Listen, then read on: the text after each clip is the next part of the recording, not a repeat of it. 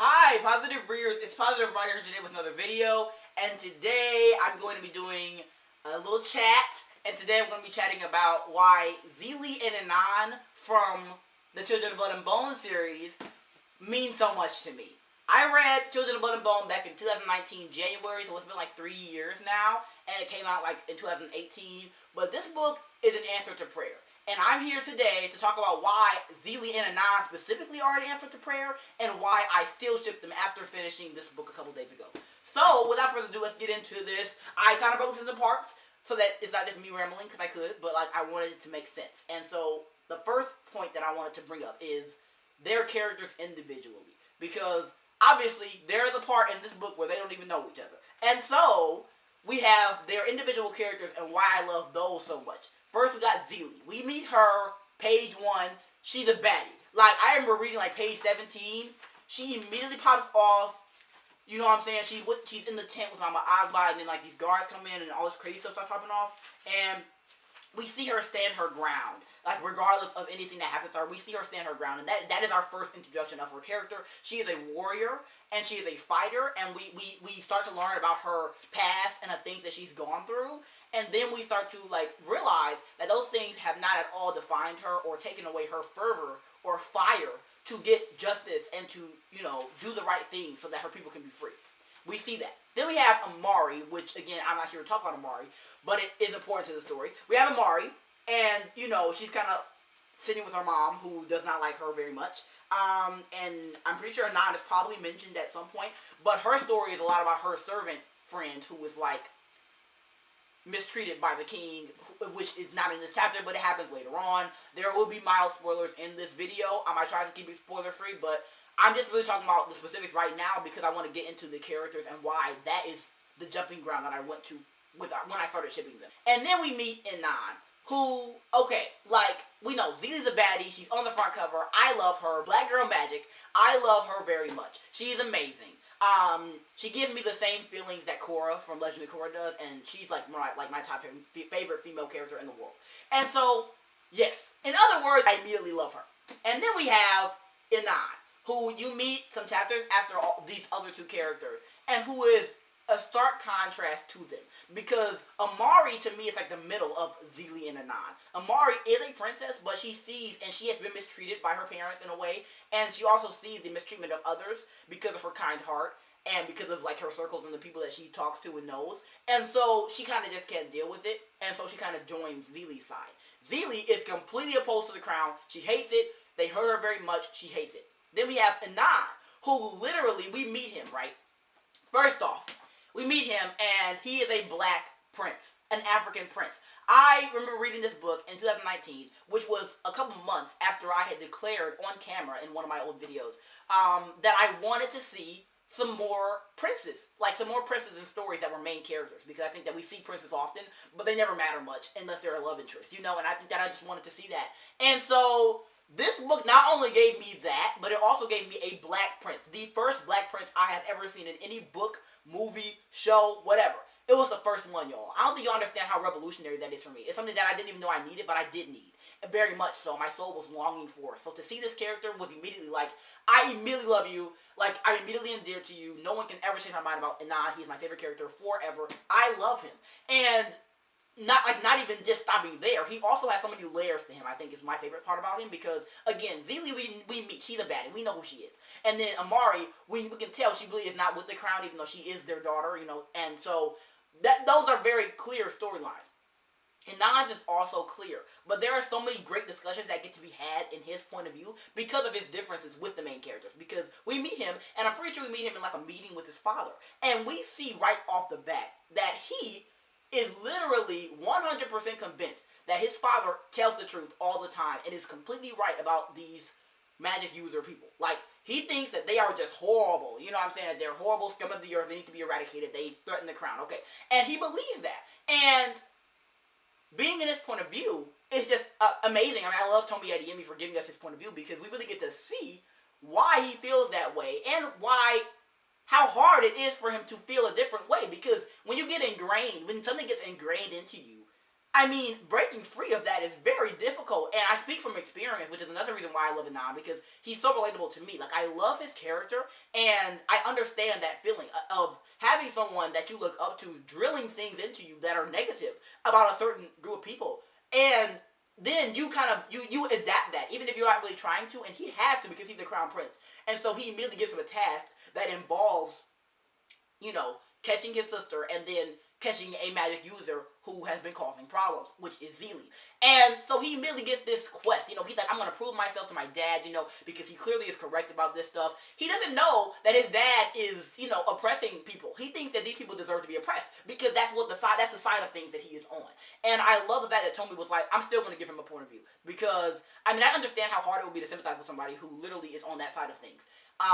Without a point of view, and we just kind of get the Zelie point of view, and like we see the oppression, and we don't see why, you know. But we see that regardless of what the king is doing, Inan is a person who is now carrying that torch. He's given the torch to carry, and he has to go through the entire book carrying this torch. And I think that his story is such a great one, and so when his collides with Zelie's, it's just electric. I mean, I love them as a ship because we get to see this girl who is so sure of herself and such a baddie and like such a, you know, a tough queen, you know, who has gotten through all the hard things and, you know, doesn't say, you know what I'm saying, doesn't lay down for anyone. She is, you know, top of the line. And we get to see her interact with this guy who is not sure, who is sure of himself completely on the other side of things and on the wrong, hateful, oppressive side of things. And so we get to watch his character unravel and Zelie's, because Zelie is not like a perfect person. She just is she just has a hardened shell. They both have hardened shells. His is the things that his father has drilled into him and the things perpetuated by the crown. Hers is this toughness that she's built up against anybody who isn't like in her village, and also because of the things that she's gone through.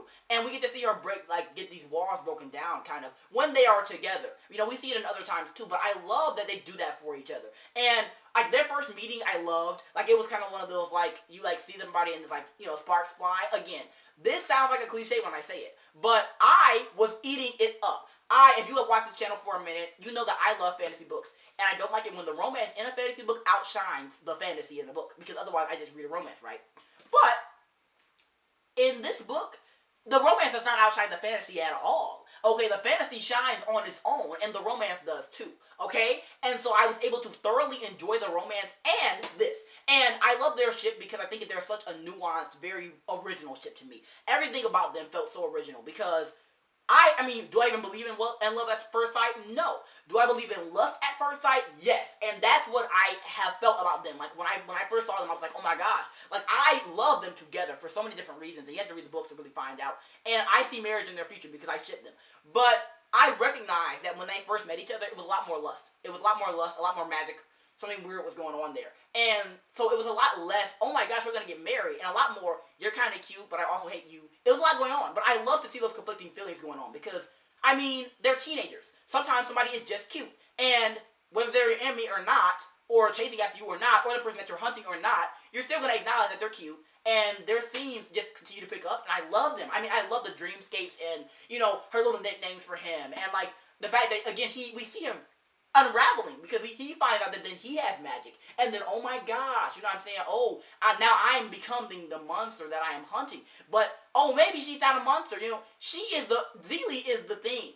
Zelie is the person, the symbol really that gets him to see that magic users are not scum of the earth like his dad has been saying.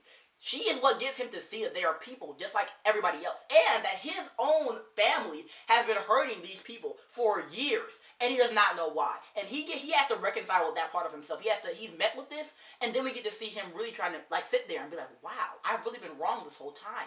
And we see him continuously make mistakes, you know, with their relationship. And we see their relationship also continue to grow. But I think that they just have so much potential, I think, because, again, you can't really be a 100% person and then, you know, I mean, you can't be in a relationship with somebody that's a healthy relationship and you're not 100% yourself. Like, you can, but it's a lot better if you both are at 100% and then you come together. And we know they're not at 100% yet. Like, we know that. Like, Zelie, again, she has walls broken, you know, built up for good reason, and Inan also does. And breaking those down takes a lot of time. And also, the people who are above them and the things that, you know, everything in this book is so much bigger than them, which is, again, my favorite favorite part about them, because the romance never outshines anything in the book. The book is still amazing, like fantasy world, like it's a fantasy novel through and through, you know. But we in the midst of all this crazy fantasy fight stuff, we get to see a relationship between two people who would not have crossed paths otherwise, and also who have so much to teach each other. You know, I think that empathy is one of the best things you could gain in a relationship, because I think that so often we come from a space of only knowing people like us, and for better or worse, that just isn't good, because we are not the only people in the world. People like us are not the only people in the world, and so I think that seeing them together, I mean, first off, just off the back of them being a black, like, ship, of them being a black boy and a black girl, who, one is royal, first off, second off, one is a baddie, you know, it's like, their characters are so big. And so to have them come together again is an explosion to me, like it's enemies to like lusters, you know, type of thing. And I mean, I loved it. I love their scenes. I love the way that they make each other laugh, because they both need that. I mean, Zelie's a hardened person who has like really cute moments with her family sometimes, but she has a lot on her plate. She has a lot that she's gone through, and she's very hardened because of the world that she lives in, and because of how the crown has treated people like her. And Inan is very in the same boat, because he very much is hardened, and you know what I'm saying, he has a lot of hatred that's been drilled into him by his father. And, you know, that is hard to break free from. I mean, he literally had to, like, fight his sister, you know, as kids, because his dad wants him to be built up. Again, his dad would not be picking him, you know, out to carry on this legacy if it wasn't for the fact that he knows he is susceptible to believing his lies, you know? And so to see these two people who have such big paths together, you know, I really just love everything that they taught each other. I also just love everything that they will continue to teach each other in the future. Again, their story is not by any means over, and I'm super excited about the next book, the last book coming out, and how they're going to continue to evolve, because we see them constantly collide over the course of the series. And I mean, wow, like, I love them, really, I do. And I mean, I love, again, a ship that poses so many questions to both characters, because we have these characters that have so much going on in their heads, and we get to see into both of their heads, and how they feel about each other, and how they feel about everything else in the world. And so, I just think that this relationship was something that was such a nice break from the crazy, war-filled, oppressive fantasy world that they're living in, and also just an opportunity to see them both as what they really are. Teenagers. Horny teenagers. They're like, well, she's cute, she smells kind of nice, so I gotta fight her, I gotta take her in, but I also kind of like her, so let's kiss. She like, I can't believe this dude, he's the son of this dude who literally, like, you know, killed my mom, crazy stuff going on, but he's kind of cute, and I'm 17, and so let's kiss, you know? It happens, you know, and not like it happens, because this is a fantasy world, but really, it's fiction, you know, and so I think that it's fiction that really just touches my heart, because it allows teenagers to be teenagers. I mean, again, I read the young adult genre very often, and I don't usually see teenagers acting like who they are, and so Tomi Adeyemi did a great thing, because she wrote a brutal, horrible, oppressive world, right? And put these characters in it that are, you know, 17, 18.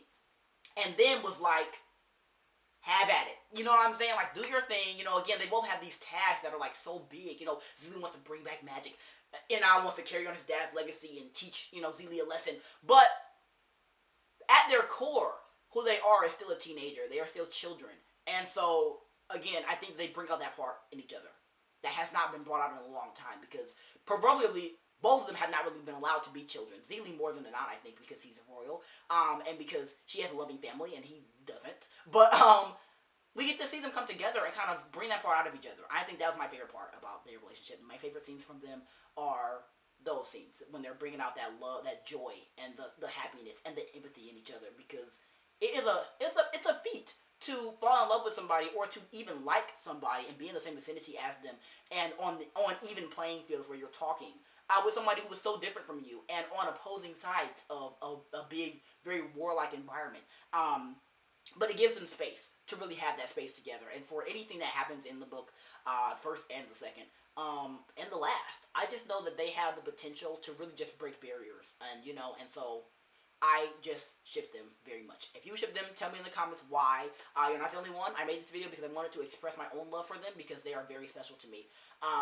And, you know, I hope that you enjoyed this, whether you ship them or not. And I hope I convinced you to ship them if you didn't before.